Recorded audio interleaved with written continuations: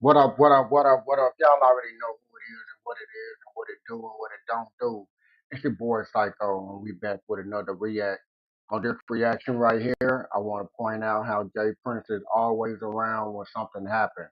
We're going to take a backtrack to the fact of Takeoff being killed.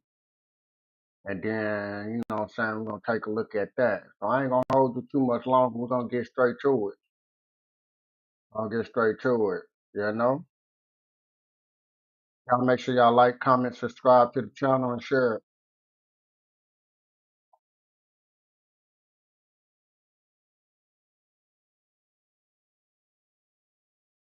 In a world filled with secrecy and conspiracy, truth often remains elusive. An unexpected revelation has come to light, piercing through the veil of darkness. You see, some new details came up that exposed why Takeoff's death was a blood sacrifice. There were enigmatic circumstances surrounding the untimely demise Uh, of one of the music industry's brightest stars from day one.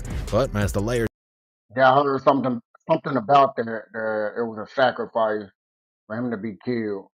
But that's just crazy how a lot is going on in Houston right now. of the mystery peel away, a chilling truth comes into play, suggesting that behind the glitz and glamour of fame, a sinister ritual of sacrifice lies hidden. After a private event at 810 Billiards and Bowling in Houston, Texas on November 1st, 2022, a tragic incident occurred. Takeoff was subjected to a series of gunshots, sustaining multiple injuries to the head and torso. According to reports, around 40 people had met up outside the bowling alley after the party ended around 1 a.m. Before the tragic incident, Quavo had shared a video on the same night featuring himself driving around Houston, accompanied by J.Prince Jr., who was Who was celebrating that? his father's birthday. Who was that? That's the daddy?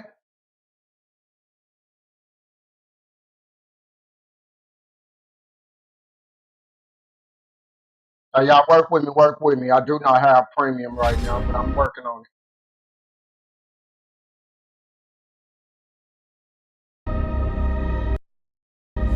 For the first time in modern history, it. college student graduates I need to are hurry up more and get the unemployed premium, than huh? high school students.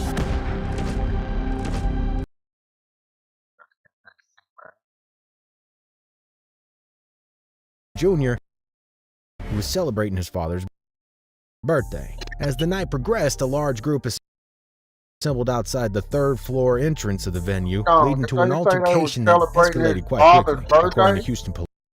So y'all was celebrating his father's birthday and then you catch a body on that man's birthday. So he was sacrificed on J. Prince Jr.'s father's birthday. Am I the only one that heard that? Crazy work. Crazy work, man.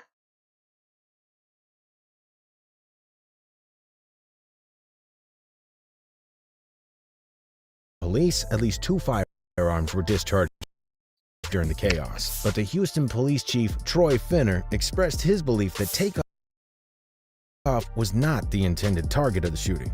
At 2:50 a.m., the police received a report of a fatal shooting, and upon arrival, Take was discovered deceased, while 2 other individuals who had sustained injuries were transported to hospital in private vehicles. In the beginning, the police did not want to disclose the identity of the deceased, awaiting notification of the family and verification of the victim's identity. However, after some time, the Houston police did confirm that Takeoff was the unfortunate victim of the shooting, confirming the devastating loss. Prompted by the sound of gunfire, a compassionate nurse residing in the vicinity of the bowling alley swiftly rushed to the scene to help. Arriving with urgency, she assisted Takeoff's condition, hoping to find a sign of life. Sadly, her efforts were no good, as he had already succumbed to the wounds, leaving her with the weight of an irreparable loss. In addition to Takeoff's devastating fate, 2 other individuals were also caught in the crossfire. Joshua Wash Washington, a 24-year-old business associate of Quavo, and a 23-year-old woman suffered injuries during the shooting. Thankfully, their wounds were deemed non-life-threatening, offering a glimmer of hope amidst the tragic incident. Takeoff's record label QC released a statement attributing his death to a stray bullet. The The statement said, "It's with broken hearts and deep sadness that we mourn the loss of our beloved brother Kershnik Karibal, known to the world as So who was Takeoff." one of The the label wrote targets on then Instagram, to take off? "Senseless Wasn't the violence target? and a stray bullet has taken another life from this world, and we are devastated. Please respect his family and friends as we all continue to process this monumental loss." But it seems there's more to Take's death than just a stray bullet.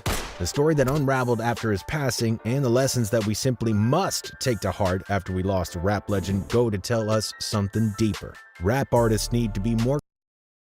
Yeah, that's what I want to know. Who was the target then? Let's say a stray bullet. Man, look, that wasn't no accident, bro. Careful about what they're getting themselves into. I don't want to say that like it's damn near like he was a sacrifice or some shit. So I ain't saying it in that way, but more so like a lot of people gonna learn from this situation type and realize like a lot of shit don't be worth it. Not talking about like the way he died, but just in life. Like a lot of feuds and arguments and fucking feeling this type of way, feeling that type of way. All that shit really don't be worth it in the end of the day. It is indeed a tragic reality that violence has plagued the world of hip-hop, claiming the lives of numerous artists, not just Takeoff, at alarmingly young ages too. A study done back in 2015 highlighted a very distressing statistic, revealing that 51.5% of American hip-hop artists' deaths were attributed to murder. This insanely grim pattern has robbed these talented individuals of the opportunity to experience a full life, cut short by acts of violence. The rap industry has been long associated with violent crimes, with a particularly heightened prevalence during the 1970s, considered the prime era of rap music. Many artists of that time were involved in gangs, which fueled intense rivalries and led to frequent outbreaks of violence. Tragically, disputes between rappers, often rooted in their affiliation with rival gangs, would escalate into fatal shootouts, resulting in devastating losses. See, that's the thing people not realizing, or we do realize it. It's just we normalize it, and after it happens more and more and more, normalize it even more. But then we want to act like we're surprised about what's going on. It's been going on. You just normalize it.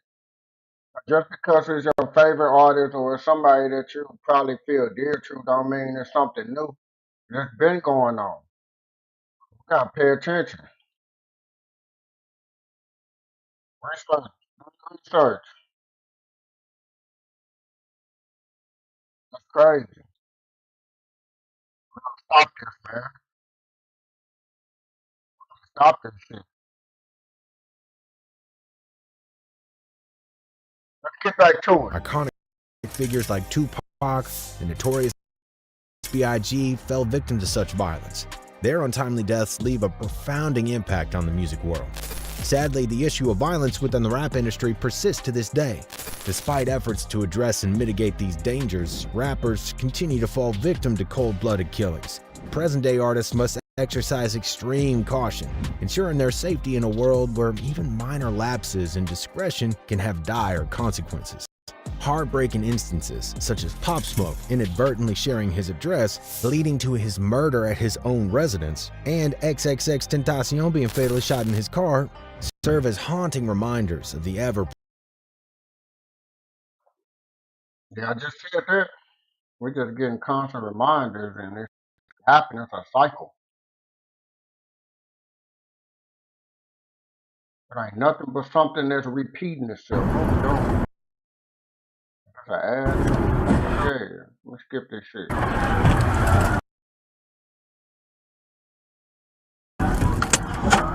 Were you recently injured in a car accident?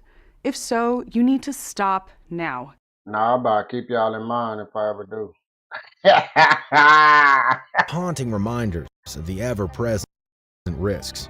While inter-rapper violence remains a pressing issue to this day, it's not the sole factor contributing to the premature deaths of these young artists. Drug abuse often plays a significant role in these tragic losses too. Renowned rappers like Mac Miller, Juice WRLD, and Lil Peep met untimely demise due to fatal drug overdoses. These individuals grappled with personal demons, evident throughout the introspective themes depicted in their song lyrics. The prevalence of drug use within the rap community has further implications. Yeah, that's another thing too. It's either being killed, locked up, or a drug overdose. Them three things. Them three things, man. Locked up in jail, dead, or overdose. Overdose leads to the death. So, like, it's a repeated cycle. Those three things constantly repeat itself.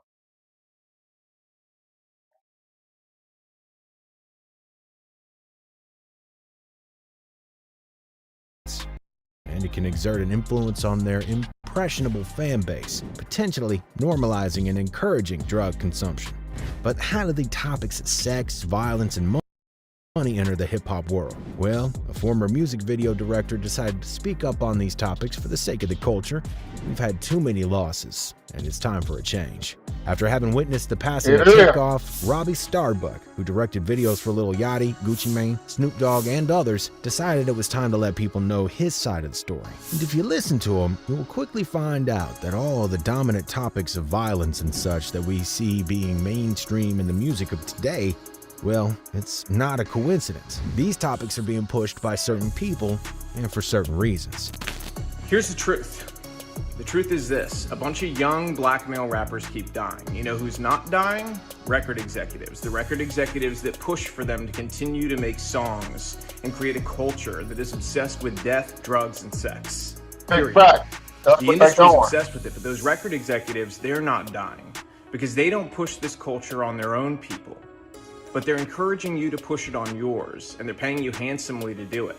What Robbie Starbuck is trying to tell all of us hip-hop fans and enjoyers is that there's an agenda behind the music that we listen to today. The people who have the power in the music industry want us to believe that this is the only way. You see the trap? Like, you can see the trap with this. And he just said it. They don't push it in their culture, but they wanted to push it in the black culture. That's not cool for us to sit there and allow that, bro, when we can make a difference on that. Like, man, stop playing with it. Stop playing with it. Way to succeed in the rap game. Make music about mainstream topics, and that's it. But there's a cost to that type of thing. Just like Robbie pointed it out, there's a limit to the wealth, fame, and fortune that comes along with signing a record label deal. You're only good to those people while you're playing by the rules. However, once you start thinking about the message that you put out in the world, that's when things start to crumble around you. Waka Flocka Flame, a well-known rapper who realized quickly what kind of message he was putting in the world and regretted it once he saw the repercussions, talked about this topic on multiple occasions. In an interview he did not too long ago, he addressed the issue through a metaphor and went on to say that people are bringing danger into a lifestyle that pull them out of danger.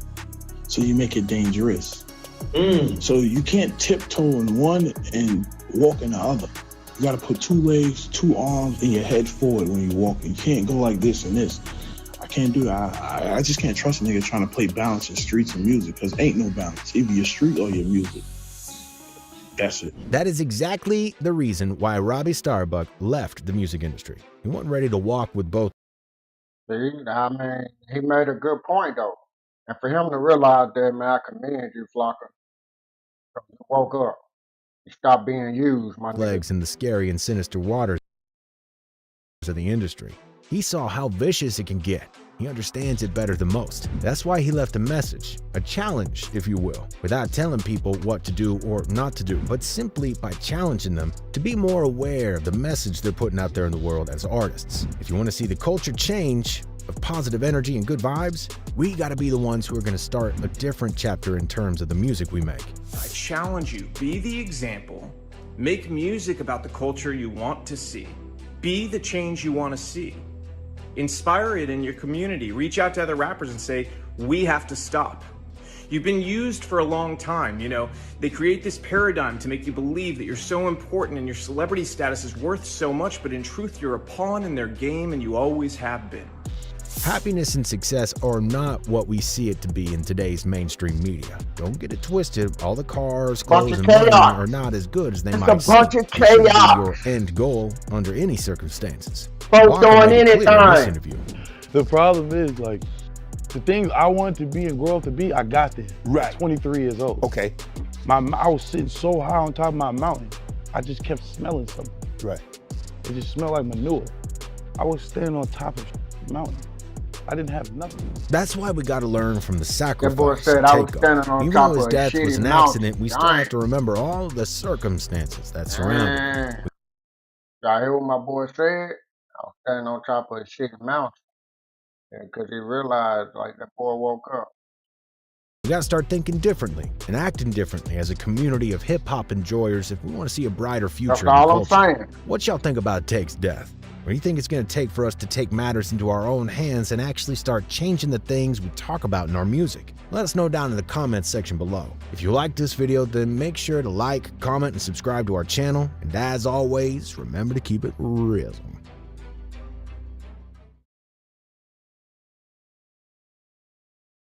For sure, for sure, for sure. It's your boy Psycho Twist. And we back with another react.